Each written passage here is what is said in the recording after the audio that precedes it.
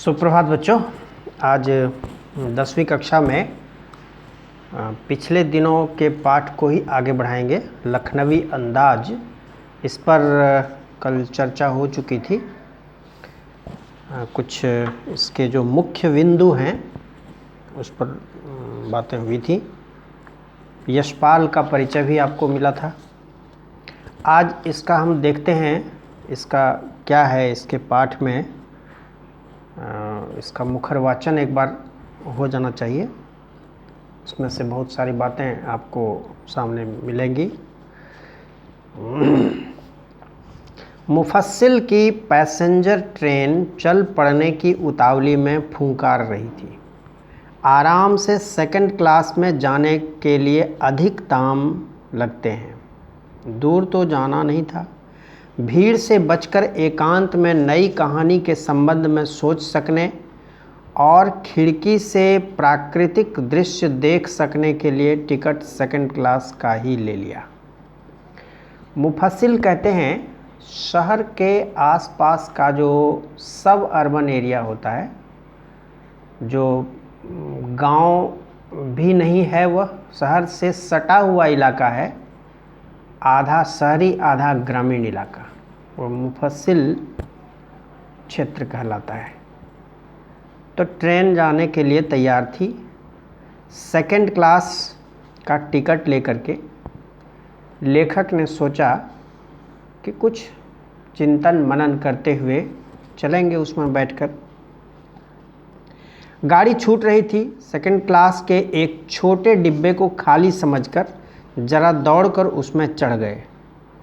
अनुमान के प्रतिकूल डिब्बा निर्जन नहीं था।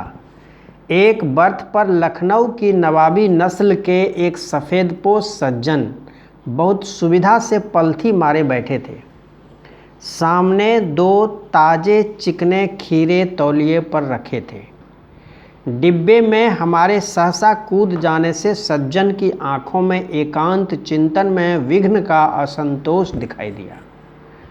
सोचा, हो सकता है यह भी कहानी के लिए सूझ की चिंता में हो या खीरे जैसी अपदार्थ वस्तु का शौक करते देखे जाने के संकोच में हो। अब पहले से वहाँ एक नवाब टाइप के आदमी बैठे हुए थे, उनके सामने खीरा रखा हुआ था। वो पहले से थे और लेखक जब चढ़े तो उन्हें निर्जन में विघ्न उत्पन्न हुआ दिखाई पड़ा।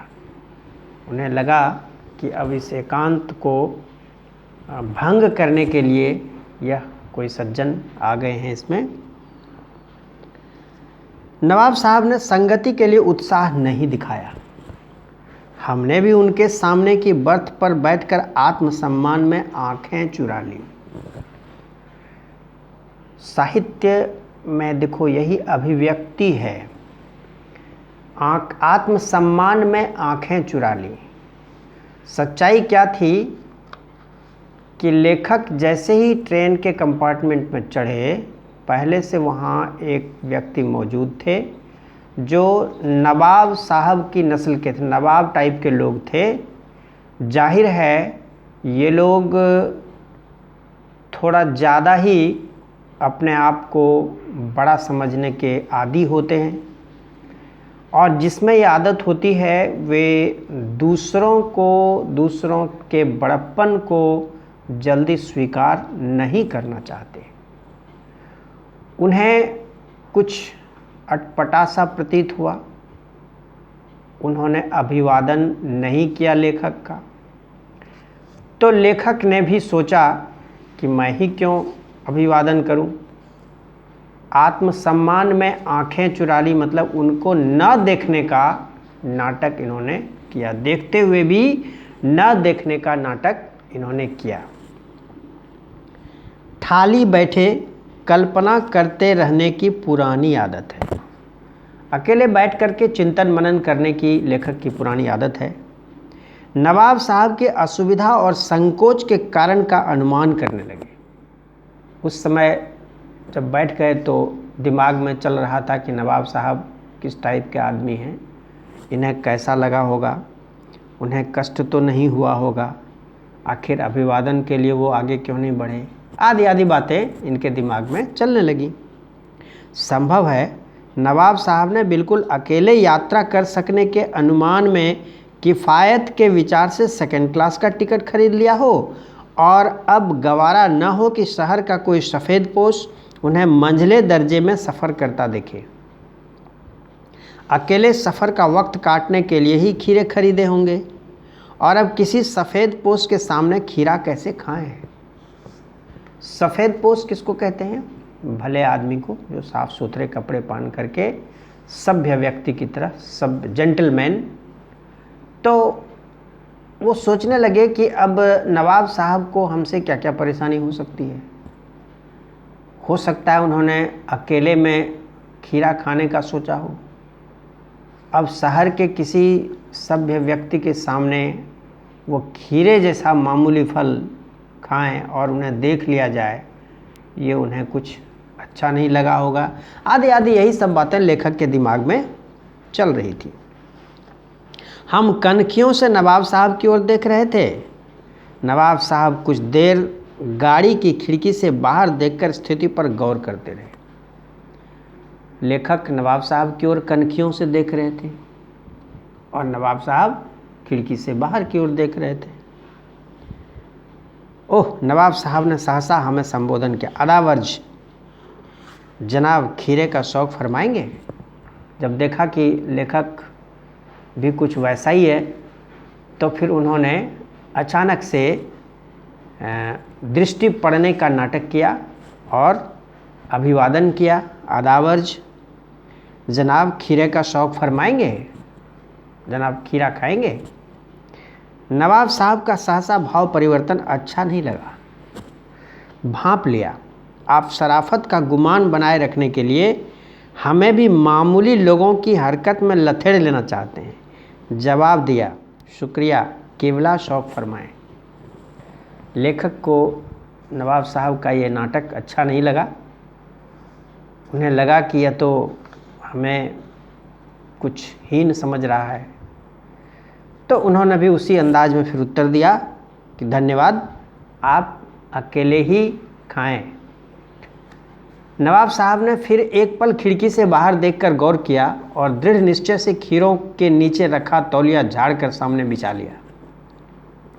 सीट के नीचे से लोटा उठाकर दोनों खीरों को खिड़की से बाहर धोया और तौलिए से पोंछ लिया। जेब से चाकू निकाला, दोनों खीरों के सिर काटे और उन्हें गोद कर झाग निकाला। फिर खीरों को बहुत एहतियात से छीलकर फांकों को करीने से तौलिए पर सजाते गए। जैसा कि होता है आमतौर पर, खीरा खाने के पहले उसको लोग काटते हैं, उसका आगे डंठल की ओर, फिर उसमें रगड़ करके उसमें से झाग निकालते हैं, तीतापन दूर होता है उससे, और फिर उसको बड़े प्रेम से छील करके तौलिए पर बड़े एहतियात से सजाते गए। लखनऊ स्टेशन पर खीरा बेचने वाले खीरे का इस्तेमाल का तरीका जानते हैं। ग्राहक के लिए जीरा मिला नमक और पिसी हुई लाल मिर्च की पुड़िया भी हाजिर कर देते हैं। नवाब साहब ने बहुत करीने से खीरे की फांकों पर जीरा मिला नमक और लाल मिर्च की सुर्खी बुरक दी। उनकी प्रत्येक भावभंगिमा और जबड़ों के स्फुरन से स्पष्ट था कि उस प्रक्रिया में उनका मुख खीरे के रसास्वादन की कल्पना से प्लावित हो रहा था।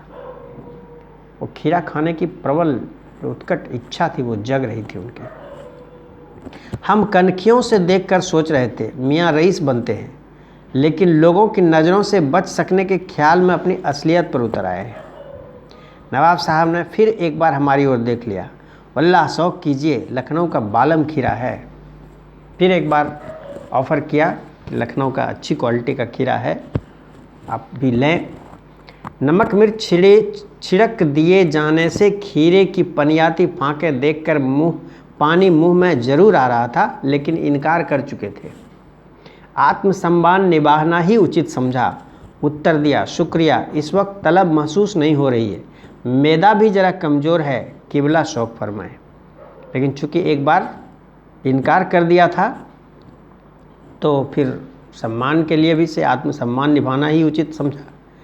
उत्तर दिया, धन्यवाद, अभी इच्छा नहीं हो रही है, पाचन शक्ति भी ज़रा मेरी कमज़ोर है, मैदा कहते हैं पाचन शक्ति को, इसलिए आप खुद ही अकेले ही खाएं। नवाब साहब ने सतृष्ण नेत्रों से नमक मिर्च के संयोग से चमकती खीरे की फाकों की ओर देखा। खिड़की के बाहर देखकर दीर्घ निश्वास लिया। खीरे की एक फांक उठाकर होठों तक ले गए। फांक को सूंघा। स्वाद के आनंद में पलकें मूंद गईं। पानी मुंह में भर आए पानी का घूंट गले से उतर गया। तब नवाब साहब ने फांक को खिड़की से बाहर छोड़ दिया। नवाब साहब खीरे की फांकों को नाक के पास ले जाकर वासना से रसास्वादन कर खिड़की के बाहर फेंकते गए। नवाब साहब ने खीरे की सब फांकों को खिड़की से बाहर फेंककर तौलिए से हाथ और होठ पोंछ लिए और गर्व से गुलाबी आंखों से हमारी ओर देख लिया, मानो कह रहे हों यह है खानदानी रईसों का तरीका। नवाब साहब खीरे की तैयारी और इस्तेमाल से थक कर लेट गए। हमें तस्लीम में सिर खम कर लेना पड़ा। यह है खानदानी तहज़ीब, नफासत और नज़ाकत। हम गौर कर रहे थे। खीरा इस्तेमाल करने की इस तरीके को खीरे की सुगंध और स्वाद की कल्पना से संतुष्ट होने का सूक्ष्म, नफीस या एब्स्ट्रैक्ट तरीका जरूर कहा जा सकता है, किंतु क्या ऐसे तरीके से उदर की तृप्ति भी हो सकती है?